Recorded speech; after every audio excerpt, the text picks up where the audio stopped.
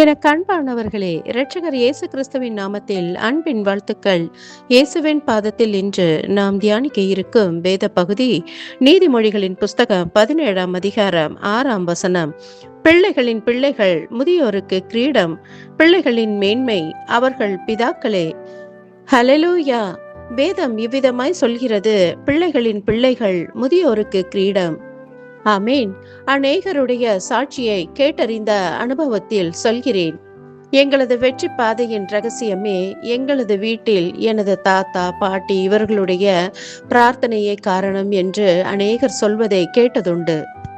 இன்றைக்கும் வேதத்தில் அநேக பரிசுத்தவான்கள் தங்களுடைய பிள்ளைகளை மாத்திரமல்ல, பிள்ளைகளுடைய பிள்ளைகளையும் கண்டு அவர்களை தொட்டு ஆசீர்வதித்து பூரண வயதுள்ளவர்களாய் கர்த்தருக்குள் மரித்தவர்களே.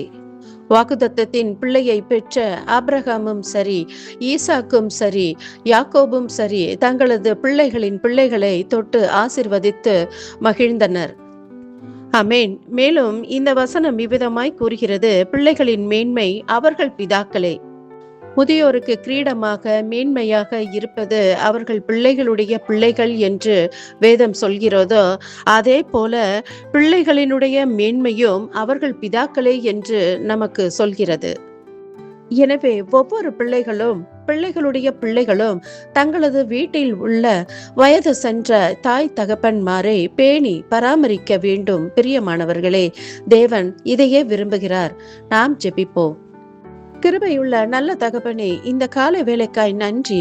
நீர் தந்த இந்த புதிய நாளுக்காய் நன்றி. உம்முடைய அற்புதமான வார்த்தைகளுக்காய் நன்றி. நீர் எங்களையும் எங்களது பிள்ளைகளையும் அவர்களுடைய சந்ததிகளையும் நினைத்தருளும்படியாய் வேண்டிக் கொள்கிறோம்.